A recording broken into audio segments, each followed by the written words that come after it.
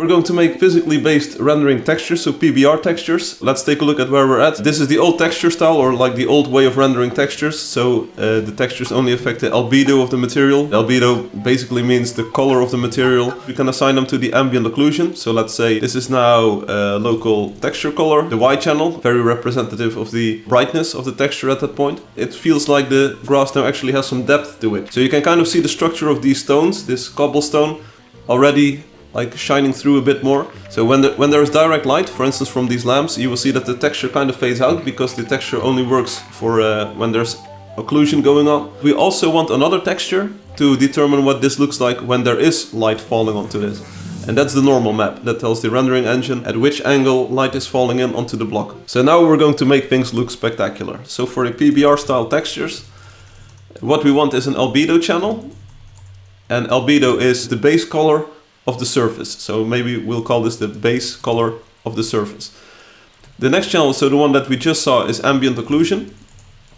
Ambient occlusion just says like, hey, if there's no direct light falling onto this, how much light will this pick up from itself? In a room you naturally get less light in the corners because there's just less light going to the corners than, for instance, on the flat surfaces like the walls and the ceiling. And then the final channel that we have is the normal map. It's kind of a 3D arrow, kind of like pointing your finger, that says which angle is this bit of material pointing towards. Maybe there are shields hanging on a wall in the medieval game, and these shields are round. Then the shield actually on the sides points outwards to these directions, and the closer you get to the center of the shield, the more they face towards like the direction of the wall. So the normal map breaks up the wall. It says like, okay, light is actually going to be reflected in different directions. So this says like the direction of light reflection. I have been doing some homework yesterday. What I did is I added animated normal maps. So the waves that are pointing away from us are actually like they have their surface normals point that way. And the waves that are actually pointing towards us have their normals like towards our eyes. Light is going in all directions depending on where the waves of the water are. So what we're going to do today is to decide and draft a direction for how are we going to make these textures. I'm going to open up Coda. This is the code generation for Angel Dust. This is kind of like the base definitions of everything in the game, everything in the world. So we have the cartoon style texture, we have a hand painted style texture, and now we also have a PBR style texture. That's what we're going to use for rendering. So there's only 3 textures in this map at the moment. It's the cobble, the albedo, there's a normal map, and there's a material map, which is kind of like the ambient occlusion channel. The thing that I'm shooting for is kind of like a Pixar style. So it's a mix of a photorealistic rendering with cartoonish looks. We are going to exaggerate some properties of the materials while also leaving out a lot of details. I'm just going to remove the cobble.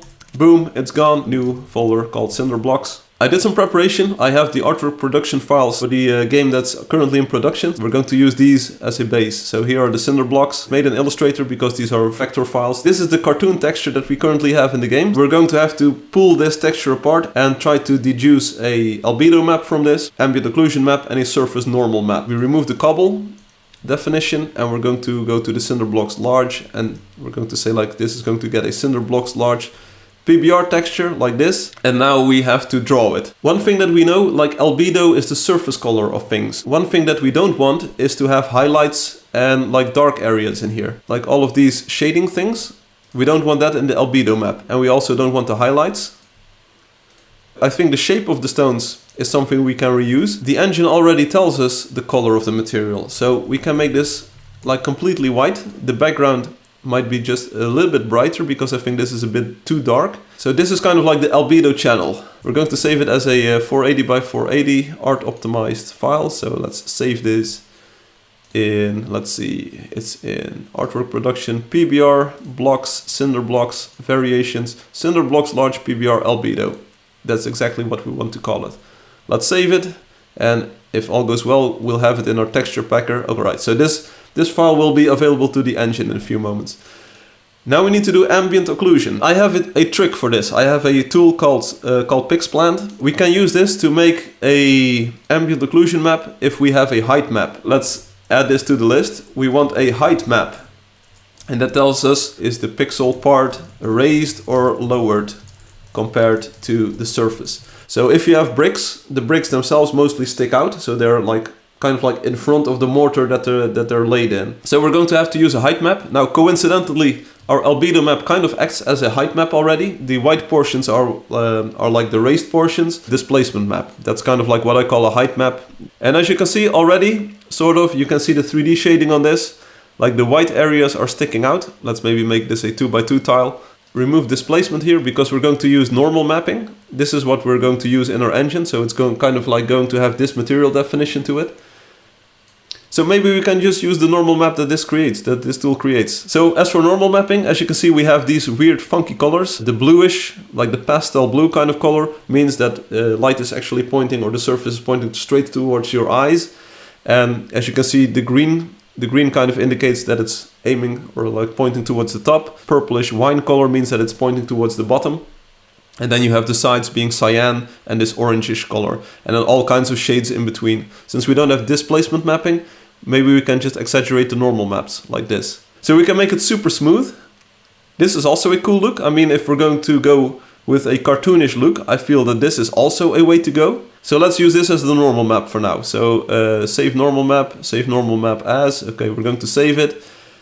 It's going to be called Cinder Blocks Large PBR Normal. Boom. So we now have two files here. We have the albedo map and we have the normal map. And now we also need to make the ambient occlusion map. And that's going to be, we can use 3D maps, extract from the displacement map. Let's save the ambient occlusion as well. And we have to call that one material. So one thing we have to do is to save this project, publish the sprite sheet. We have to convert the texture sheet for the engine. And then we have to load in the new material definitions in the game. So let's run the code generation. So let's see what it looks like in the engine. We're looking at the shadow side of the wall right now, and in the evening, like now, the light actually moves in front of it. Previously we had these hand-painted highlights and they were always in one direction, but now you can actually see that the light is being reflected from the source. So we can actually track the sunlight like this. And now the sun is behind us, so you can actually see that the front part of the stone reflects towards our eye. And let's see if we can make this texture look even better. So I think the albedo channel, so the mortar behind these blocks, if we can make that a bit darker, we're going to copy the albedo map, call it displacement, because we were happy with that. 1, 2, 3, 1, 2, 3, 1, 2, 3. There we go. So now the stones pop out a little bit better. I feel it's like an improvement compared to the previous version. This is like one style of textures that we can do. I have another idea, so let's call this Cinder Blocks Variations PixPlant. It's automated, but what if we actually manually shade the blocks? It sounds ridiculous, but let's try it. We're going to draw our own normal map now. I have this file, artwork production reference files, and this is the normal map of a sphere. We can use this to pick colors and to make a custom normal map for these stones. So we have the outline of the stone. We can use the 3D feature in the Illustrator, extrude and bevel, the camera to the front. Let's open up the preview. We want a wireframe of this, more options. Wireframe. And then we extrude with a bevel like this, like a classic. It's the classic. So what we're going to try and do is like make Illustrator do our work basically. See this? So we're going to say like, okay, this stone is now shaped like this. Let me zoom in for just a bit here. So instead of making PixPlant do this smoothing normal, we're now going to do this ourselves.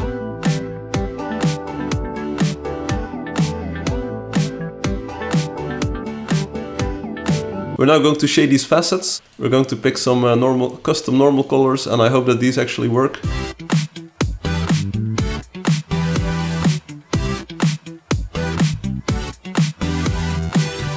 And let's run with it. We're going to call it Cinderblocks PBR Normal. Save. Alright, we have that one. It's definitely different. It's a completely different style compared to what we did in PixPlant. So the PixPlant normal map looks like this.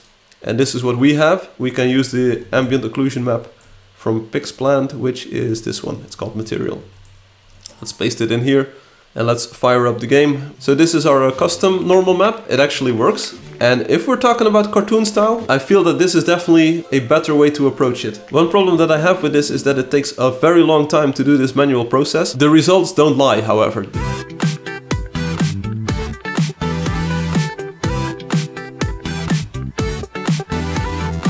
Okay, let's see what that looks like. So we are sort of approaching what it looked like in the smooth style from PixPlant. but we are also reusing the existing texture definitions or shading that we had. So that's pretty good. Now we add in the chips. If you get up close, you can actually see a bit of the chips going on. Let's keep it in there for now and let's see what we can make of the wooden planks. We're going to open up the old texture file for the wooden planks like this. Let's make a folder for this as well. Wooden planks. And of course we need a wooden planks variations folder to store our actual PNG files in.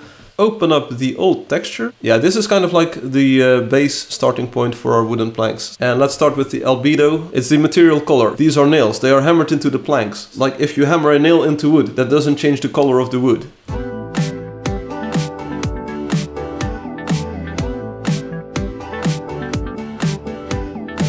I think this is the albedo. The nails could be a bit darker as well, but we have to do a trick because the nails should be gray instead of like dark wood color. So that's going to be something for a different stream or for a future version of this texture. For now, let's just run with this. Now the question is, can we use this albedo again as the displacement map? The shapes of the displacement are similar. The nails are more on top. So with a bit of recoloring, I think we can use this.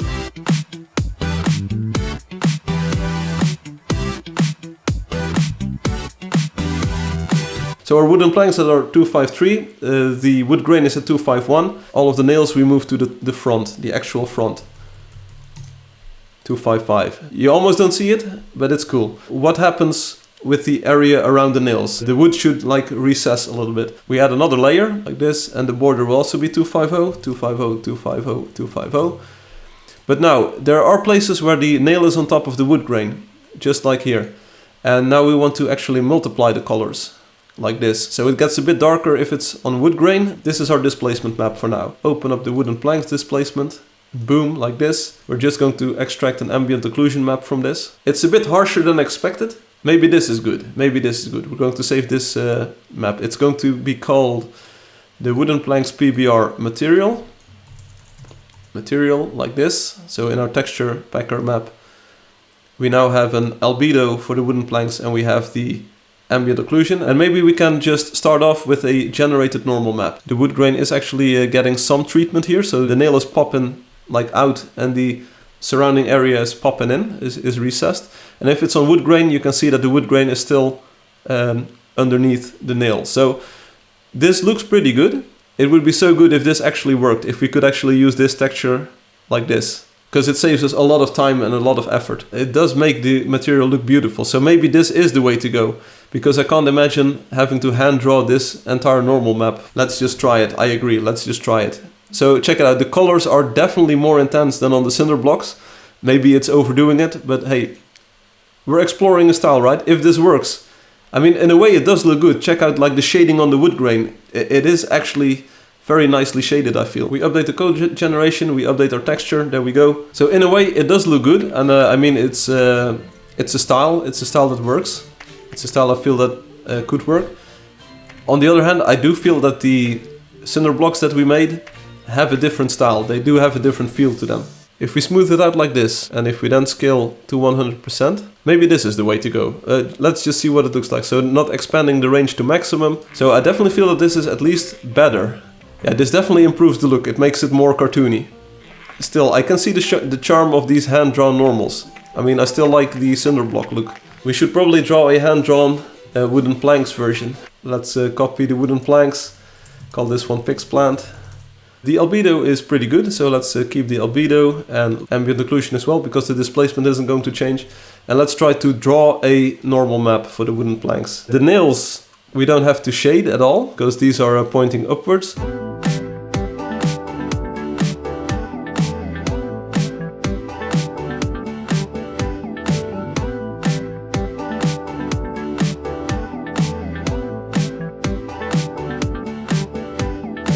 Again, just kind of eyeballing these colors. It's not an exact science. Sometimes it's just clicking things. Okay, so that's that. Select these two, copy them and move them back over to the left. Just like this. So let's copy over the wood grain like this.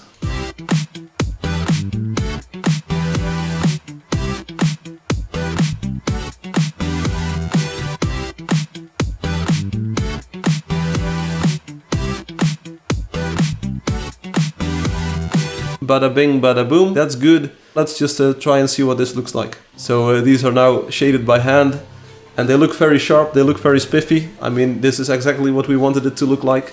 Just take a look at like the sharpness of the shading that we get in this wood grain now. So I do believe that this is the correct way to go about this. So this is our normal map. We should touch up the problems that we have in this file.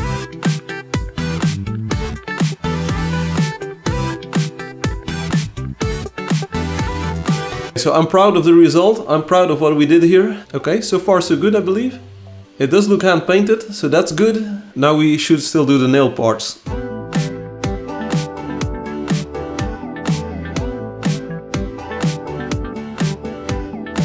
These are the holes for the nails. Check that out. So we now want normals for the nail heads, so normal nail heads. And we have to pull out the shape from the Albedo map here. So let's get all of the nails. So it kind of like makes the holes appear smaller, but we're going to use the Albedo to have a different color for the nails. Check out the holes for the nails. The nails are going to get a different color in the future. But take a look at this. Take a look at this room. What? It's just so good. Check out the way, like here, lit versus unlit. Check it out. Unlit looks weird and flat. You look weird and flat. Wait. You're entirely right, I believe. Here's the trick, here's the thing. This is the displacement map, but it's based on the old Albedo map. So that's not good. What we want is to base it on the new normal map and do the following trick. Check this out.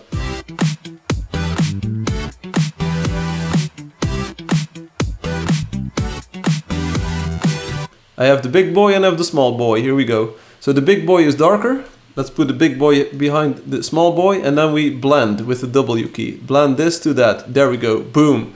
So the idea being here that if we make another ambient occlusion map, that there's a bit more relief in these.